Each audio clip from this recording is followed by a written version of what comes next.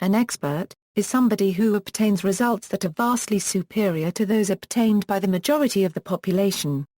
Alternatively, an expert is someone widely recognized as a reliable source of technique or skill whose faculty for judging or deciding rightly, justly, or wisely is accorded authority and status by peers or the public in a specific well-distinguished domain.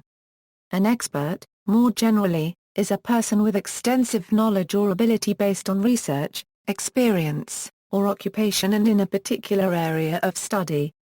Experts are called in for advice on their respective subject, but they do not always agree on the particulars of a field of study. An expert can be believed, by virtue of credential, training, education, profession, publication or experience, to have special knowledge of a subject beyond that of the average person, sufficient that others may officially rely upon the individual's opinion. Historically, an expert was referred to as a sage. The individual was usually a profound thinker distinguished for wisdom and sound judgment. Experts have a prolonged or intense experience through practice and education in a particular field. In specific fields, the definition of expert is well established by consensus and therefore it is not always necessary for individuals to have a professional or academic qualification for them to be accepted as an expert. In this respect, a shepherd with 50 years of experience tending flocks would be widely recognized as having complete expertise in the use and training of sheepdogs and the care of sheep. Another example from computer science is that an expert system may be taught by a human and thereafter considered an expert, often outperforming human beings at particular tasks. In law, an expert witness must be recognized by argument and authority.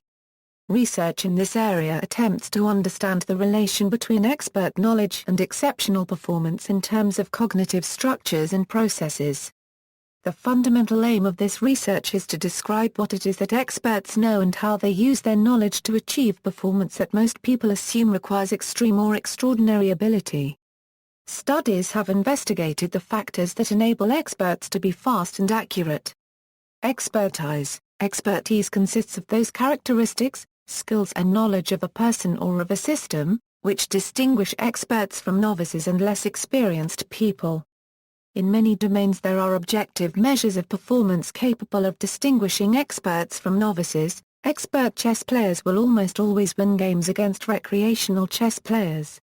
Expert medical specialists are more likely to diagnose a disease correctly, etc. The word expertise is used to refer also to expert determination, where an expert is invited to decide a disputed issue. The decision may be binding or advisory, according to the agreement between the parties in dispute. Academic views on expertise. There are broadly two academic approaches to the understanding and study of expertise. The first understands expertise as an emergent property of communities of practice. In this view, expertise is socially constructed. Tools for thinking and scripts for action are jointly constructed within social groups, enabling that group jointly to define and acquire expertise in some domain. In the second view, expertise is a characteristic of individuals and is a consequence of the human capacity for extensive adaptation to physical and social environments. Many accounts of the development of expertise emphasize that it comes about through long periods of deliberate practice. In many domains of expertise, estimates of 10 years' experience deliberate practice are common. Recent research on expertise emphasizes the nurture side of the nature and nurture argument. Some factors not fitting the nature-nurture dichotomy are biological but not genetic, such as starting age, handedness, and season of birth. In the field of education there is a potential expert blind spot in newly practicing educators who are experts in their content area. This is based on the expert blind spot hypothesis researched by Mitchell Nathan and Andrew Petrosino. Newly practicing educators with advanced subject area expertise of an educational content area tend to use the formalities and analysis methods of their particular area of expertise as a major guiding factor of student instruction and knowledge development, rather than being guided by student learning and developmental needs that are prevalent among novice learners. The blind spot metaphor refers to the physiological blind spot in human vision in which perceptions of surroundings and circumstances are strongly impacted by their expectations. Beginning practicing educators tend to overlook the importance of novice levels of prior knowledge and other factors involved in adjusting and adapting pedagogy for learner understanding. This expert blind spot is in part due to an assumption that novice unregistered trademark cognitive schemata are less elaborate, interconnected, and accessible than experts unregistered trademark, and that their pedagogical reasoning skills are less well developed. Essential knowledge of subject matter for practicing educators consists of overlapping knowledge domains, subject matter knowledge and pedagogical content matter. Pedagogical content matter consists of an understanding of how to represent certain concepts in ways appropriate to the learner contexts, including abilities and interests. The expert blind spot is a pedagogical phenomenon that is typically overcome through educators unregistered trademark experience with instructing learners over time. Historical views on expertise. In line with the socially constructed view of expertise, expertise can also be understood as a form of power. That is, experts have the ability to influence others as a result of their defined social status. By a similar token, a fear of experts can arise from fear of an intellectual elite's power. In earlier periods of history, simply being able to read made one part of an intellectual elite. The introduction of the printing press in Europe during the 15th century and the diffusion of printed matter contributed to higher literacy rates and wider access to the once rarefied knowledge of academia. The subsequent spread of education and learning changed society, and initiated an era of widespread education whose elite would now instead be those who produce the written content itself for consumption, in education and all other spheres. Plato's noble lie concerns expertise. Plato did not believe most people were clever enough to look after their own and society's best interest, so the few clever people of the world needed to lead the rest of the flock. Therefore, the idea was born that only the elite should know the truth in its complete form, and the rulers, Plato said, must tell the people of the city the noble lie to keep them passive and content, without the risk of upheaval and unrest. In contemporary society, doctors and scientists, for example, are considered to be experts in that they hold a body of dominant knowledge that is, on the whole, inaccessible to the layman. However, this inaccessibility and perhaps even mystery that surrounds expertise does not cause the layman to disregard the opinion of the experts on account of the unknown. Instead, the complete opposite occurs, whereby members of the public believe in and highly value the opinion of medical professionals or of scientific discoveries, despite not understanding it. Research related to expertise. According to Denial, a number of computational models have been developed in cognitive science to explain the development from novice to expert. In particular, Herbert A. Simon and Kevin Gilmartin proposed a model of learning in chess called MAPP. Based on simulations, they estimated that about 50,000 chunks are necessary to become an expert, and hence the many years needed to reach this level. More recently, the TREST model has simulated in detail a number of phenomena in chess expertise and in other domains. An important feature of expert performance seems to be the way in which experts are able to rapidly retrieve complex configurations of information from long-term memory. They recognize situations because they have meaning. It is perhaps this central concern with meaning and how it attaches to situations which provides an important link between the individual and social approaches to the development of expertise. Work on skilled memory and expertise by Anders Ericsson and James J. Staszewski confronts the paradox of expertise and claims that people not only acquire content knowledge as they practice cognitive skills, they also develop mechanisms that enable them to use a large and familiar knowledge base efficiently.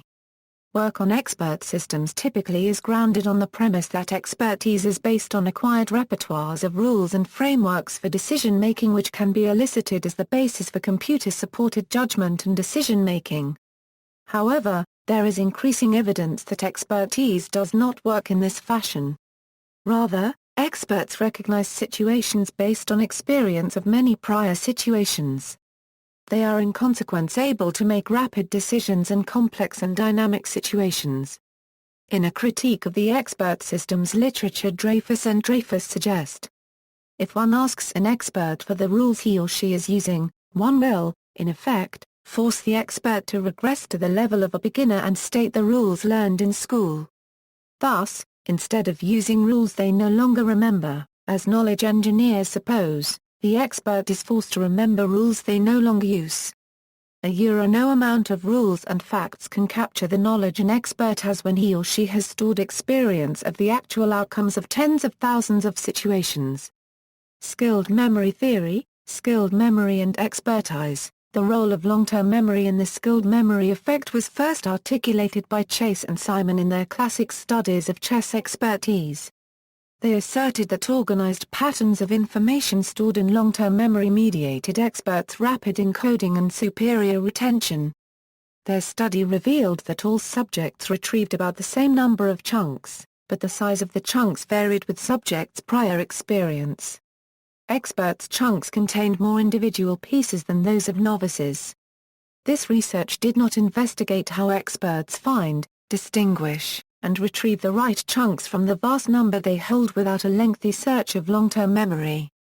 Skilled memory enables experts to rapidly encode, store, and retrieve information within the domain of their expertise and thereby circumvent the capacity limitations that typically constrain novice performance. For example, it explains experts' ability to recall large amounts of material displayed for only brief study intervals, provided that the material comes from their domain of expertise. When unfamiliar material is presented to experts, their recall is no better than that of novices.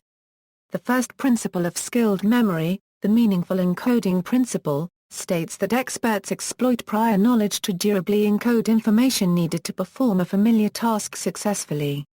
Experts form more elaborate and accessible memory representations than novices.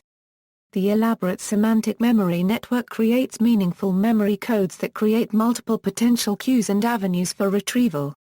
The second principle, the retrieval structure principle, states that experts develop memory mechanisms called retrieval structures to facilitate the retrieval of information stored in long-term memory.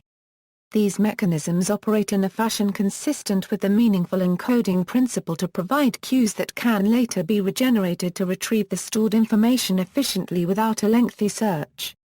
The third principle, the speed-up principle, states that long-term memory encoding and retrieval operations speed up with practice, so that their speed and accuracy approach the speed and accuracy of short-term memory storage and retrieval.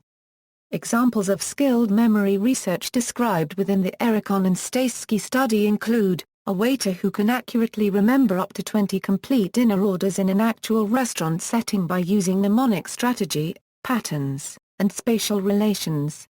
At the time of recall, all items of a category would be recalled in clockwise for all customers. A running enthusiast who grouped together short random sequences of digits and encoded the groups in terms of their meaning as running times, dates, and ages. He was thus able to recall over 84% of all digit groups presented in a session totaling 200 to 300 digits. His expertise was limited to digits. When a switch from digits to letters of the alphabet was made, he exhibited no transfer. His memory span dropped back to about 6 consonants. Math enthusiasts who can in less than 25 seconds mentally solve 2x 5-digit multiplication problems that have been presented orally by the researcher. Expertise in problem solving. Much of the research regarding expertise involves the studies of how experts and novices differ in solving problems. Mathematics and physics are common domains for these studies. One of the most cited works in this area, Chi al. examines how experts and novices categorize and represent physics problems. They found that novices sort problems into categories based upon surface features. Experts, however, categorize problems based upon their deep structures. Their findings also suggest that while the schemas of both novices and experts are activated by the same features of a problem statement, the experts' unregistered trademark schemas contain more procedural knowledge which aid in determining which principle to apply. A novice unregistered trademark schemas contain mostly declarative knowledge which do not aid in determining methods for solution. Germain's expertise scale, relative to a specific field. An expert has specific education, training, and knowledge, required qualifications, ability to assess importance in work-related situations, capability to improve themselves, intuition, self-assurance and confidence in their knowledge. Marie-Line Germain developed a psychometric measure of perception of employee expertise called the Generalized Expertise Measure. She defined a behavioral dimension in experts, in addition to the dimensions suggested by Swanson and Holden. Her 16-item scale contains objective expertise items and subjective expertise items. Objective items were named evidence-based items. Subjective items were named self-enhancement items because of their behavioral component. This person has knowledge specific to a field of work. This person shows they have the education necessary to be an expert in the field. This person has the qualifications required to be an expert in the field. This person has been trained in their area of expertise. This person is ambitious about their work in the company. This person can assess whether a work-related situation is important or not. This person is capable of improving themselves. This person is charismatic. This person can deduce things from work-related situations easily. This person is intuitive in the job. This person is able to judge what things are important in their job. This person has the drive to become what they are capable of becoming in their field. This person is self-assured. This person has self-confidence. This person is outgoing. Condensed from Germain, 2006. References related to Germain's expertise scale. Germain, M.L. The impact of perceived administrators' expertise on subordinates' job satisfaction and turnover intention. Academy of Human Resource Development. Allington, V.A. February 18, 22, 2009. Germain, M.L. Development and Preliminary Validation of a Psychometric Measure of Expertise, the Generalized Expertise Measure. Unpublished doctoral dissertation. Barry University, Florida. Germain, M.L. Perception of Instructors Unregistered Trademark Expertise by College Students, an Exploratory Qualitative Research Study. American Educational Research Association Annual Conference, San Francisco, CA. April 7, 11. Germain, M.L. What experts are not. Factors identified by managers as disqualifiers for selecting subordinates for expert team membership. Academy of Human Resource Development Conference. Columbus, OH. February 22, 26. Germain, M.L. A Perception and Self-Identification of Managerial and Subordinate Expertise. Academy of Human Resource Development. Estes Park, Company. February 24, 27. Swanson, R.A., and Holden 3, E.F. Foundations of Human Resource Development. San Francisco, Berrett-Kameya Publishers, Incorporated. Rhetoric. Scholars in rhetoric have also turned their attention to the concept of the expert. Considered an appeal to ethos or the personal character of the speaker, established expertise allows a speaker to make statements regarding special topics of which the audience may be ignorant. In other words, the expert enjoys the deference of the audience unregistered trademark's judgment and can appeal to authority where a non-expert cannot. In the rhetoric of expertise, E. Johanna Hartelius defines two basic modes of expertise, autonomous and attributed expertise. While an autonomous expert can possess expert knowledge without recognition from other people, attributed expertise is a performance that may or may not indicate genuine knowledge. With these two categories, Hartelius isolates the rhetorical problems faced by experts, just as someone with autonomous expertise may not possess the skill to persuade people to hold their points of view. Someone with merely attributed expertise may be persuasive but lack the actual knowledge pertaining to a given subject. The problem faced by audiences follows from the problem facing experts. When faced with competing claims of expertise, what resources do non-experts have to evaluate claims put before them? Hartelius and other scholars have also noted the challenges that projects such as Wikipedia pose to how experts have traditionally constructed their authority. In Wikipedia and the Emergence of Dialogic Expertise, she highlights Wikipedia as an example of the dialogic expertise made possible by collaborative digital spaces. Predicated upon the notion that truth emerges from dialogue, Wikipedia challenges traditional expertise both because anyone can edit it and because no single person, regardless of their credentials, can end a discussion by fiat. In other words, the community, rather than single individuals, direct the course of discussion. The production of knowledge, then, as a process of dialogue and argumentation, becomes an inherently rhetorical activity. Building on Hartelius, Damien Pfister developed the concept of networked expertise. Noting that Wikipedia employs a many-to-many rather than a one-to-one model of communication, he notes how expertise likewise shifts to become a quality of a group rather than an individual. With the information traditionally associated with individual experts now stored within a text produced by a collective, knowing about something is less important than knowing how to find something. As he puts it, with the Internet, the historical power of subject matter expertise is eroded. The archival nature of the web means that what and how to information is readily available.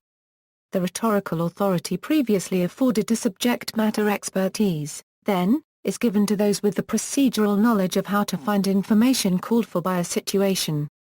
Contrasts and comparisons. Associated terms equals, an expert differs from the specialist in that a specialist has to be able to solve a problem and an expert has to know its solution. The opposite of an expert is generally known as a layperson, while someone who occupies a middle grade of understanding is generally known as a technician and often employed to assist experts. A person may well be an expert in one field and a layperson in many other fields. The concepts of experts and expertise are debated within the field of epistemology under the general heading of expert knowledge. In contrast, the opposite of a specialist would be a generalist or polymath. The term is widely used informally, with people being described as experts in order to bolster the relative value of their opinion, when no objective criteria for their expertise is available. The term crank is likewise used to disparage opinions. Academic elitism arises when experts become convinced that only their opinion is useful, sometimes on matters beyond their personal expertise. In contrast to an expert, a novice is any person that is new to any science or field of study or activity or social cause and who is undergoing training in order to meet normal requirements of being regarded a mature and equal participant. Expert is also being mistakenly interchanged with the term authority in new media. An expert can be an authority if through relationships to people and technology, that expert is allowed to control access to his expertise. However, a person who merely wields authority is not by right an expert. In new media, users are being misled by the term authority. Many sites and search engines such as Google and Technorati use the term authority to denote the link value in traffic to a particular topic. However, this authority only measures populist information. It in no way assures that the author of that site or blog is an expert. Developmental characteristics some characteristics of the development of an expert have been found to include, a characterization of this practice as deliberate practice, which forces the practitioner to come up with new ways to encourage and enable themselves to reach new levels of performance, an early phase of learning which is characterized by enjoyment, excitement, and participation without outcome-related goals, the ability to rearrange or construct a higher dimension of creativity.